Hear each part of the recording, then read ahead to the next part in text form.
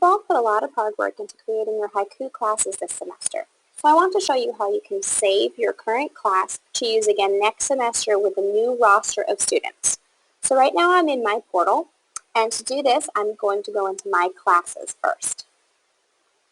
Once I'm here, I'll find the class that I want to save. So for today I'm going to use Sample Elementary Lessons 2015. I'll go over to Manage Class, and my very first step is to make this class inactive. And when I do that, it's letting me know that the students will no longer be able to see it, the students in the roster, and that's okay. So make sure you're doing this after your course is finished. And now it has moved over into my inactive classes, so I have to switch over there. So I've found my class in the inactive classes, and once again I'm going to go over to Manage Class. And this time I'll go to Save As. So I want to save this class as a brand new class. So this setting is perfect. And I want it to include all of my page content. But I also want to be sure I include all of these different features down here. So I'm going to select all. If you're wondering what this means, there's a couple of choices here that have a little question mark next to it. You can click on those to read more about it.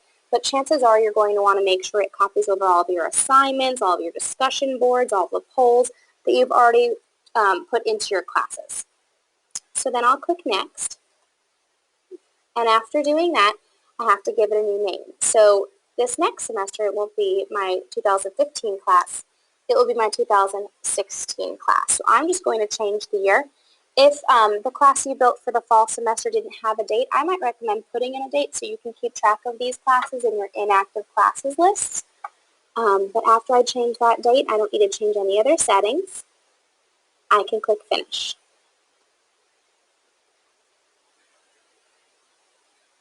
And now if you notice up at the top, it tells me that it's copying. So although it looks like my class is blank and there's nothing in here yet, it's copying all those things over. And I can refresh the page to check for incoming changes. Sometimes if you have a lot of content built in there, after you refresh the page, you'll still see that purple bar going across, and it might just take a moment depending on how much content you've built in there. But now it's copied over my class, and the next thing I need to do is go into the roster because I don't have my next semester students built in there yet. So I go off to the right where it says Manage Class, and my second option is Edit Roster. From here, if I teach this course during multiple class periods, I'll want to create sections, just like we did in the fall. I'll click OK. So maybe I teach this 2 different times during my day. I'll teach it period 1, and then maybe I'll also teach it period 2. So I'm going to edit my section.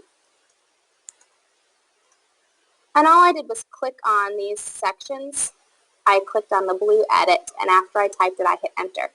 If I teach it more than 2 times, I can add another section. Maybe I teach it 4th period. However many you need, you can add there. After I've added my sections, it's important for me to actually import the students so that the rosters are linked with PowerSchool. So this choice here is what I'm going to click on. Make sure you look to see which section you're in. I'm in my period 1 section, so you can put in the correct students. So I'll click Import Students. And I have access to a whole bunch of different rosters. So the first thing I need to do is check this box here that says Only List My Classes, and then click the Search button. Once I do that, I should see a list of just my PowerSchool classes. Seeing as I don't have any PowerSchool classes, I have a few different rosters here. But if you find your PowerSchool class that matches your period 1, whichever section you're building in, you can click Import off to the right, and you make sure that these are linked, because that way if a student is added or removed from your PowerSchool roster, they'll automatically be added or removed from your Haiku roster. So I can click Continue, and I can click Import Students if those are the correct students. If I've picked the wrong PowerSchool class, I could click back to select a different one, but this is the group that I want, so I will import them. So now I have my students in my period 1 class. I can go back into Manage the Sections, and click to period 2, the next class period, to import the next group of students. So once again, I would click Import Students, check this box to only list my classes, and click Search to find the roster that I would like to import. I can import these students, link the rosters. I don't have any kids in this class, but I can import their students. If I have more than 2 sections, once again, I can go back into Manage Sections, and I can import more students. So those are the steps that you need to take to save your class from one semester to use again with future students.